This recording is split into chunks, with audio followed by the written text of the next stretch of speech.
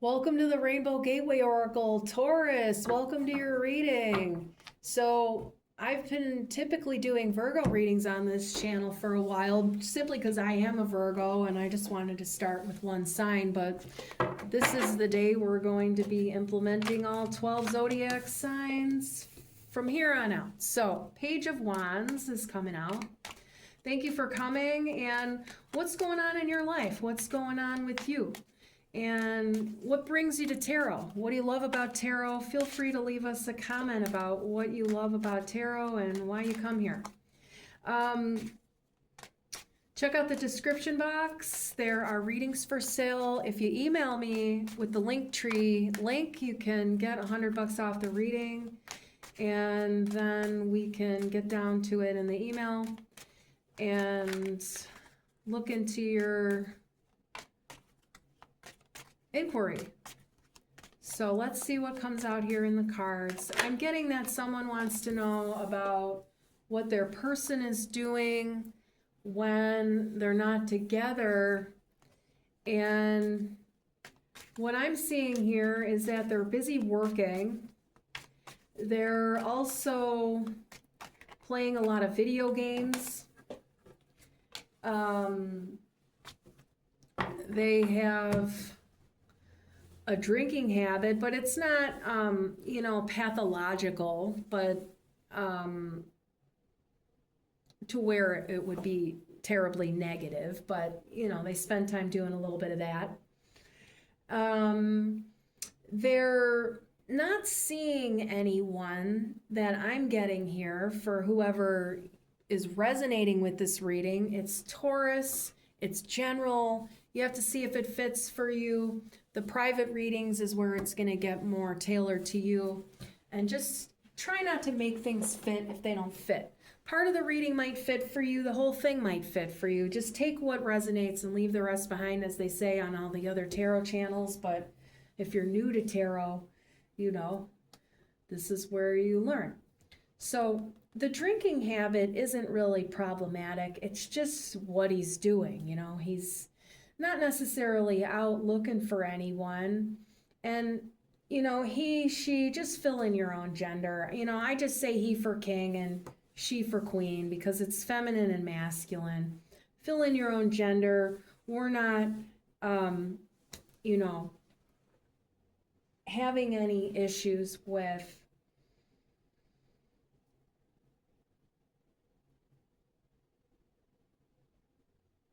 understanding that this has to do with energy and not necessarily human identity and gender, things like that. So we don't mean that in any insulting manner.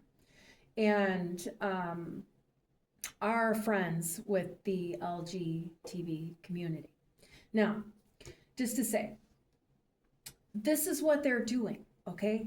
They're working, they're drinking, and they're playing a lot of video games. They're not out with this one person that you're thinking, okay? They're not out with that person, but they also do have, creative pursuits that they do that you're not really privy to. But I mean, you could ask them about what their hobbies are and stuff. What are they filling their time with? The interview between the two of you, I'm getting, wasn't very extensive, essentially. I'm getting that it was a bit of a hookup, though you are friends. It's just not, having the communication that you would like. So it leaves you sort of shrouded in mystery. And, there's a little bit of a fear to reach out and ask what's going on. You don't necessarily want them to think you're calling them over for sex right away, even though you wouldn't mind that. You would like to have a little bit more discussion about practical matters in life, needs, like what do you need in a relationship? What's important for you to build a foundation on in relationships? What are your visions for your future destiny and life paths? This kind of conversation would want to come up because, you're not necessarily feeling like you have to commit to this person till death do us part and get married, but that's why initially, I mean, you're looking for a life partner. So if there's no potential for it, after the first couple of dates, you're going to want to go, try on a different person, they wouldn't be the one to fit. But this person, I'm not saying isn't going to fit, but you just haven't done the interviewing that you need, but you already got in bed with them, is what I'm hearing. You need to have more discussion with them, and then you won't be as suspicious of what they're doing with their time away from you. And you don't know what their norm is, so you can't say whether they're acting abnormally. And you can only base it off of what other people do in life, and I mean, that's just not anything I would recommend. Now here, this Eight of Cups is coming out. The universe is wanting you to know here, Taurus, that it's likely that this person isn't feeling that you fit them all the way.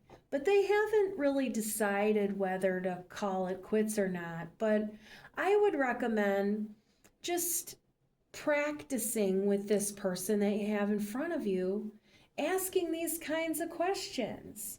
Because even if you don't stay with them, you would find out right away. It would give you, just more relationship practice. We have to, trial and error sometimes with people, because we don't know how they're going to act. We don't know them. We're still learning to get to know ourselves sometimes. And communication is so important.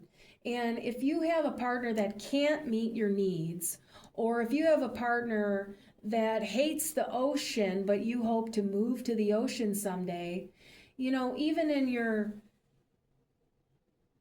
imaginings in life, they're not lining up. Like your hopes and dreams aren't fitting for each other, And, you have to see that, because there's not going to be long-term compatibility. And, that's really what you need to see is, are you compatible? Because, the feelings can get in there, and we can feel rejected by a person as if there's something flawed about ourselves. But really, it's just a matter of it doesn't fit, And I used it before, analogy about food. Some spices don't go together. Some flavors don't fit together. Some people don't fit together. And it has nothing to do with like, you're not pretty, or you're not handsome, or, whatever. It doesn't have anything to do with your body and stuff like that, or, whatever. It's like, it's just not a good fit. And that's what I would say. I would give this person a call, and I would ask them if they wanted to get together for whatever, dinner, coffee, drink, whatever. But actually, you can sit down beforehand and write down some questions, write down some things you would want to know about them, about what they're looking for in life, and also write down what you're looking for in life. Maybe you already have that. And then, you can kind of be prepared, and I mean, you don't have to bring your paper with you when you go talk to them, but, I mean, you can have it in your pocket even, and look at it in the bathroom so you don't forget what you want to discuss with them, because when you're in person with someone, you can get nervous, and then, you just go with what happens in the moment, and then you forget stuff perhaps, It's okay to, interview your sex partners, because marriage is not just sex and love. It's property, it's money, it's career, it's kids, it's for life. And I mean, divorce these days is insane, but it doesn't stop people from getting married. And I mean, some people never actually tie the knot, but are married to each other. We have different ideas in life about relationships and how they're supposed to be and all this kind of stuff. But really, no matter what type of relationship you end up in, whether it's an actual marriage or just a fling, You want to make sure that the other person is on the same page with you on the first day. What is this for you? What is this for me? You know, a lot of people get in these gray area relationships where you don't know what you are to each other. Like, are we, you know, friends? Are we lovers? Are we going for commitment? You know, like there's just like we don't even know what we are to each other, but there's, you know, stuff there, you know? It's really important that you understand that when you don't do that, you kind of screw yourself over because you get your feelings all involved in it, and then, you know, everything's kind of like stormy, you know, it's not, you get a lot of big swells that come up, you know, you can even get sick to your stomach, you know, with the seasick. It's kind of like, you know, because you don't have the knowledge in your head about who they are, what they want, all this kind of stuff. So then your feelings come up because you have a lot of ideas in your head that are false. And so then your emotions get triggered, and your emotions kind of come up sometimes to tell you when your mind is thinking false things. You know, your emotions are signals for what's going on in your head. Sometimes you have to pay attention to see that you're thinking clearly, that you have the right ideas. You know, like, are you idealizing your partner? Are you projecting? Like, there's a lot of psychology things that you have to look at when it comes to partnerships. And it's really important that you make sure you find a partner that meets your needs and you meet theirs. Now, your partner doesn't have to meet your needs, but you want to find the partner that does automatically kind of do that. Like, that's what they want to do. Like, you know, if you find a person who likes to help you around the house, but you don't want a person to help you around the house, you want a errands buddy in a partner, you know, like one of the things you need. And like, this person doesn't like running errands, they want to help you around the house. Well, you know, then that person kind of doesn't fit for you compatibility wise, you know, as a living situation. And that's just one, you know, kind of little minor thing. But you have to see how, you know, you're picking the wrong partners for yourself. You're trying to make it fit when it doesn't, you know, and it might fit, you know, 4 or 5 of your check boxes, but not all 10.